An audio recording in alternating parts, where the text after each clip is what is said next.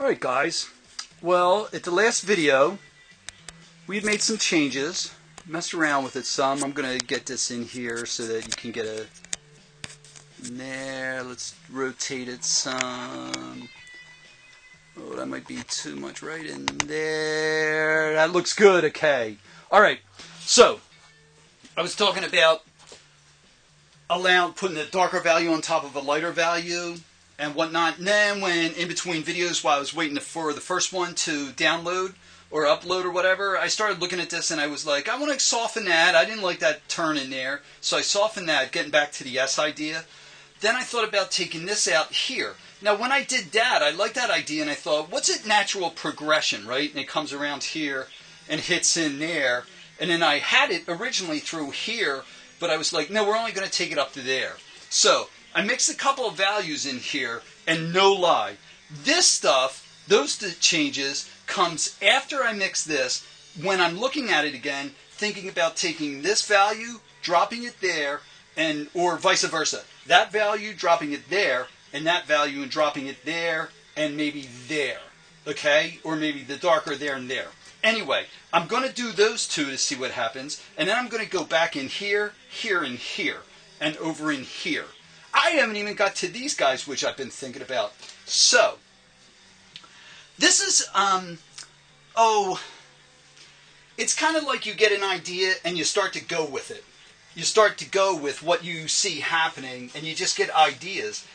And it's like going, some of you guys are musicians, right? It's like, jamming. It's like going in and saying, this is, all right, let's try this idea. Let's go, oh gosh, it could be something really simple like, let's go D, E, F, right? And then you start building something off of that.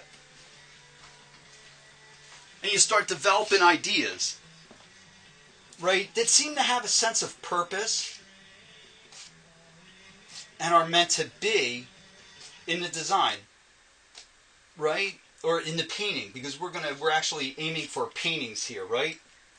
Alright, so we'll get some more down there, and we'll try to cut this in. That little smudge right there has been driving me nuts. I can't wait to clean it up, like in there. Alright, and then a little in there. And I'm trying to get just as little bit as possible of the point of the knife to create that arch. And I also can go in here and do something like that. So now I've got it, right? So I'm there, boom, and I'm actually starting to like that. And that guy totally needs attention. Look at how that drops back and goes like, I'm not involved here. But this guy starts to seem. Those guys totally want to be involved. So let's see if we go here.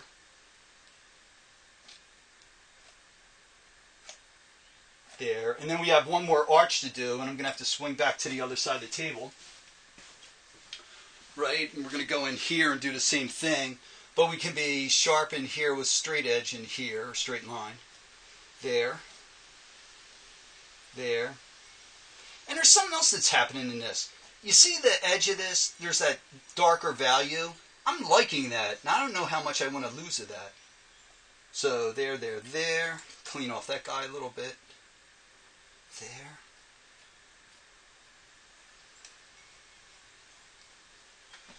There.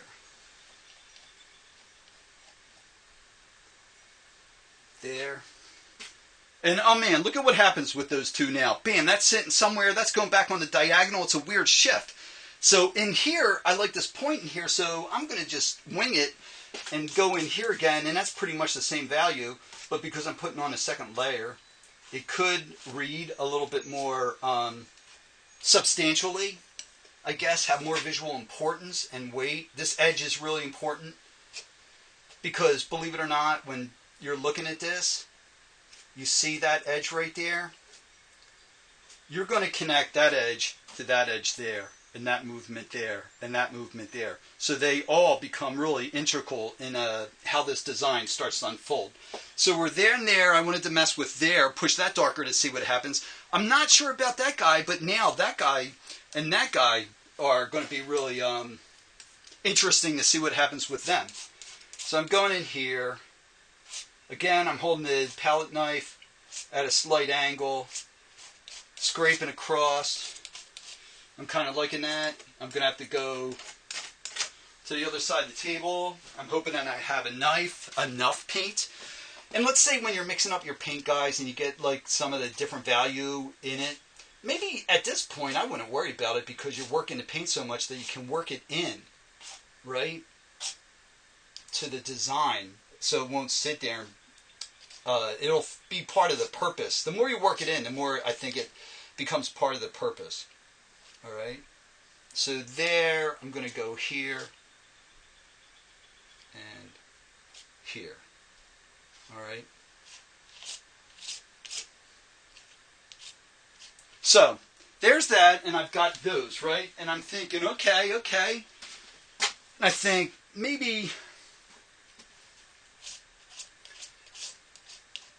this guy in here in the corner,